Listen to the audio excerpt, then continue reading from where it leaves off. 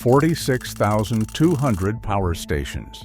That is how many Goal Zero Yeti 3000X units just got recalled because the circuit board inside can overheat and start a fire.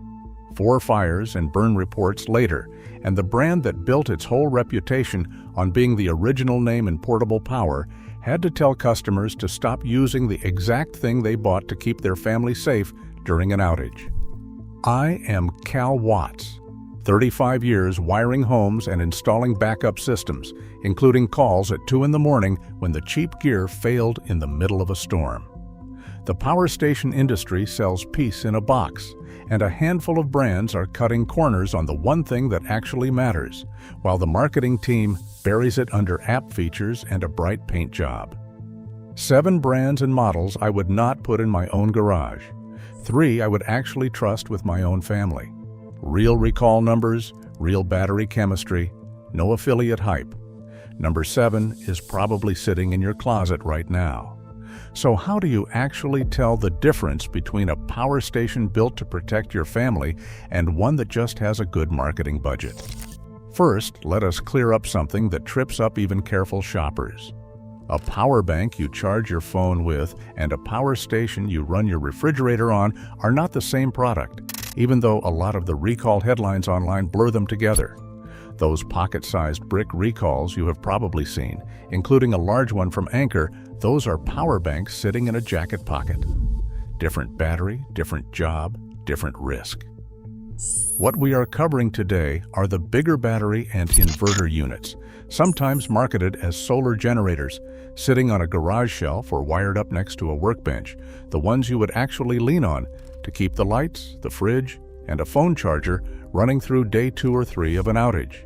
The single biggest safety factor in any of these units is not the number of ports or the phone app. It is the battery chemistry sitting inside the case. Lithium iron phosphate, the safer and more thermally stable chemistry, versus older nickel manganese cobalt chemistry, which runs hotter and is more prone to thermal runaway under stress, meaning one overheating cell can cascade into the next one instead of staying contained. Chemistry is not the only factor either. A well-built battery management system, the circuit board watching cell temperature and cutting power before things go wrong, matters almost as much, along with real thermal management like fans and temperature sensors instead of just a sealed plastic box hoping for the best. Whatever brand you are looking at, that is the first spec to check, before price, before capacity, before anything else printed on the box. Number 7. Any unbranded solar generator you find buried 3 pages deep in an Amazon search, sitting next to a stock photo of a family camping in the mountains with a name that sounds like a keyboard mash and a stack of 5-star reviews that all posted in the same week. I cannot list every one of these by name because new ones show up every month, and that rotating cast is exactly the problem. There is no consumer product safety recall to look up because half of these sellers do not have a real company address behind the listing. There is no confirmed battery chemistry because the description just says lithium without saying which kind.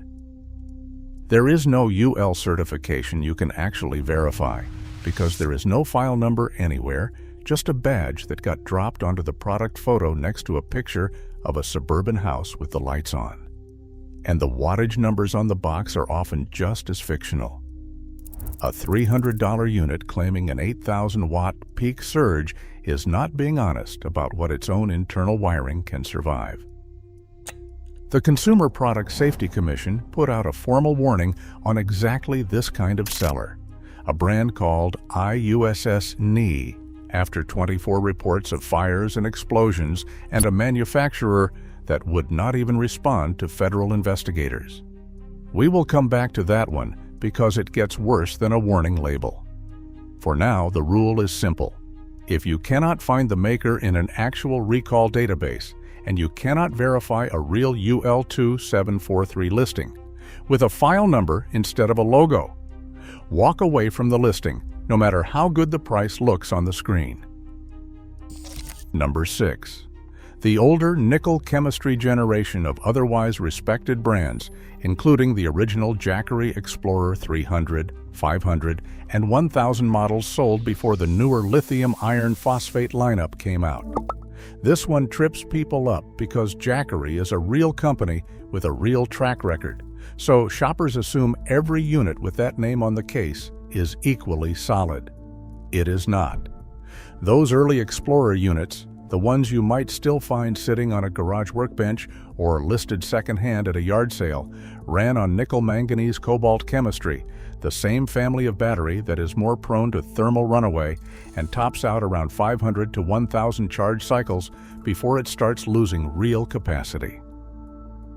Compare that to the 3,000 to 6,000 cycle life you get from lithium iron phosphate in Jackery's Current Plus and version 2 lines, and you can see why chemistry matters more than the logo on the case. That detail was a warning sign for anyone paying attention to the spec sheet instead of the brand name, and most shoppers just did not look. Put that cycle count in real terms. If you are charging and draining a power station a couple times a month for camping trips or the occasional storm, 500 cycles might get you 5 or 6 years before it noticeably degrades. 3,000 cycles or more on lithium iron phosphate can stretch past a decade under the same use. That is the difference between replacing your backup power halfway through paying off your mortgage or not thinking about it again for years. If you are shopping secondhand or you spot an old Explorer at a garage sale for a tempting price, check the model number and the spec sheet before you hand over cash. If it does not say lithium iron phosphate or LFP printed somewhere on the listing, you are buying yesterday's chemistry at today's prices. Number 5. Ray NOHG, at least when it comes to their Phoenix line of power stations. Ray NOHG earned real respect in the do-it-yourself solar community, and that reputation is deserved for their rooftop panels and charge controllers, the kind of gear a homeowner mounts on a shed roof and wires into a battery bank themselves. But their Phoenix 300 and Phoenix 500 power stations use nickel chemistry in the lower tiers, and the power station line specifically carries just a 1-year warranty, a fraction of what its competitors offer on comparable units. 1 year is a rough number to build an emergency plan around.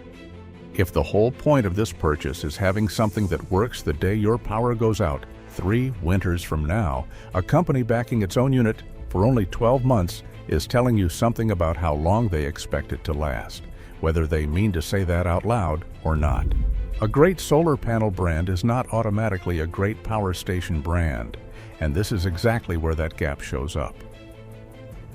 Number 4. GROH Watt. On paper, GROH Watt looks strong. They were ranked the #1 global residential solar inverter supplier in 2024 by S&P Global, and they back their power stations with a 5-year warranty that reads great in the fine print. The catch is what happens when you actually try to use that warranty. Customer reviews and complaint boards for their Infinity power station line show a repeated pattern of slow responses and unresolved service tickets, the kind of thing you only discover after you already needed help. This is a company built primarily around commercial solar inverters, sold in more than 180 countries, and the consumer power station side of the business has not caught up to that infrastructure yet. A 5-year warranty only protects you if the company actually answers the phone when you call it. Pay attention to this next detail because it explains everything else on this list. The paper spec and the lived experience are 2 different products, and you will not find that gap in the marketing copy. You will find it in the reviews after somebody already needed help and did not get it. Now let us flip to the 3 brands I would actually trust with my own family's outage plan, starting with the one that earns its spot on certification alone.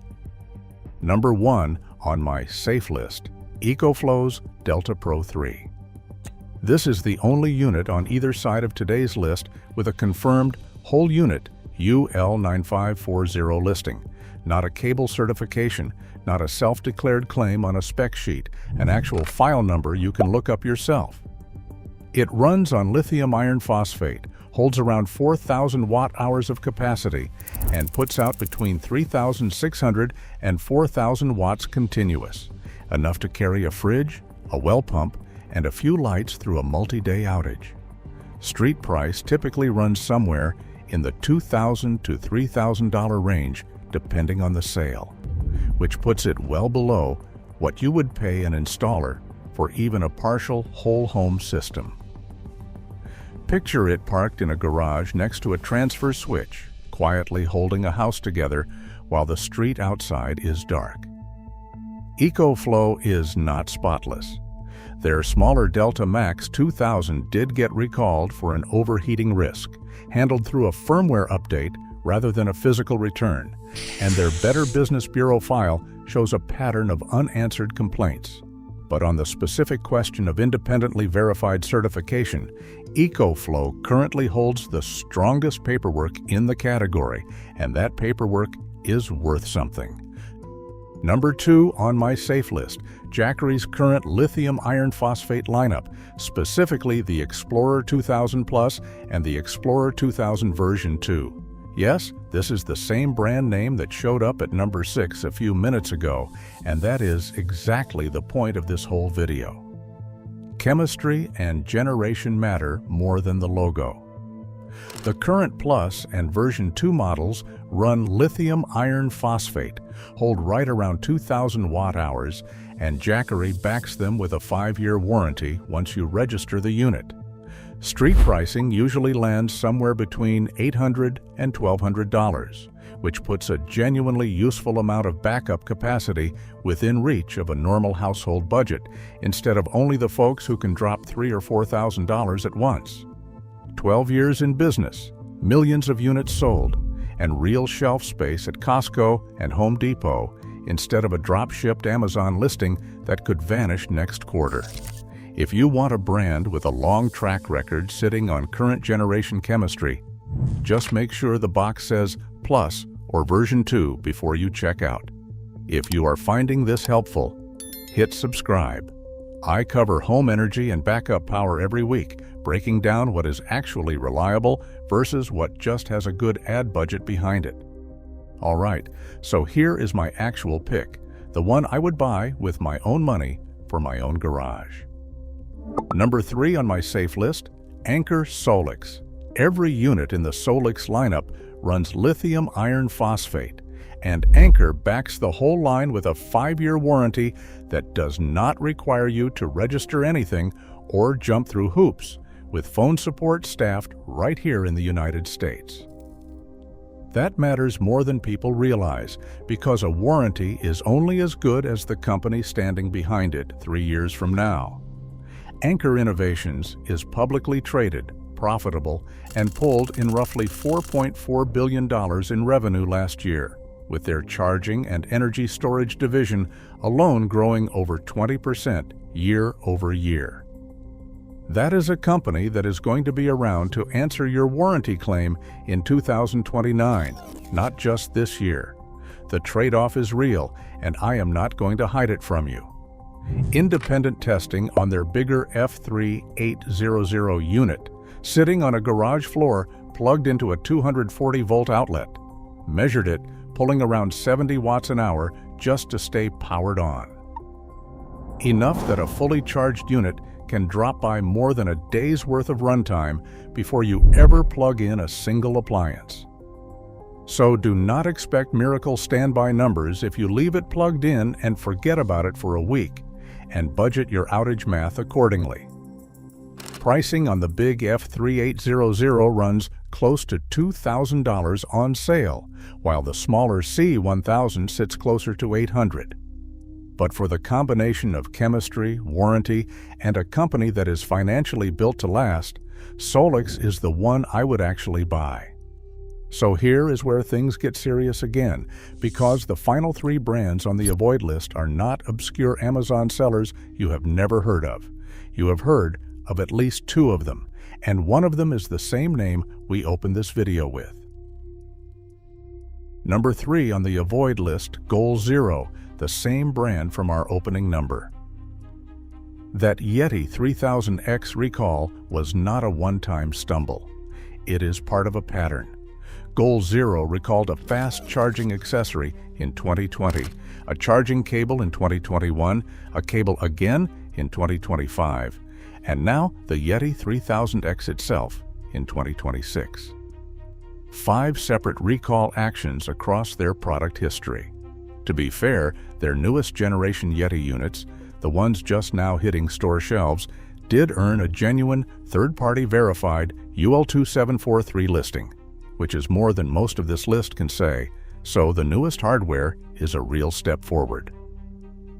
Goal Zero built its name as the original portable power company out of Utah, and for a long time that pioneer status carried real weight with campers and preppers alike. But a brand with this many repeat trips through the recall process has earned a longer look before you trust it with your family's outage plan, especially on any unit purchased before this most recent generation. If you already own an older Yeti, register it with the company so you actually get notified the next time a recall notice goes out, instead of finding out about it from a video like this one.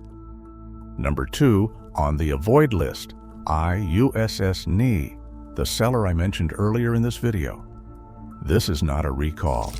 It is something the Consumer Product Safety Commission calls a warning, and the reason it is only a warning instead of a formal recall matters. The Commission received 24 reports of fires and explosions tied to IUSS 400-watt and 500-watt units sold on Amazon between 2016 and 2022, along with 3 reports of burns or smoke inhalation serious enough to need medical care and roughly $450,000 in reported property damage. You would think a company facing that many reports would cooperate with federal investigators.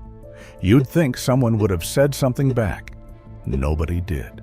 The manufacturer would not respond, so the Commission could not force a proper recall and could only issue a public warning instead, the kind of warning that never makes it onto the product listing itself.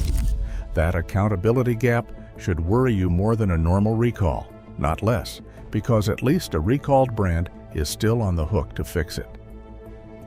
With IUSS, there is nobody left picking up the phone, which means any unit already sitting in somebody's garage is on its own.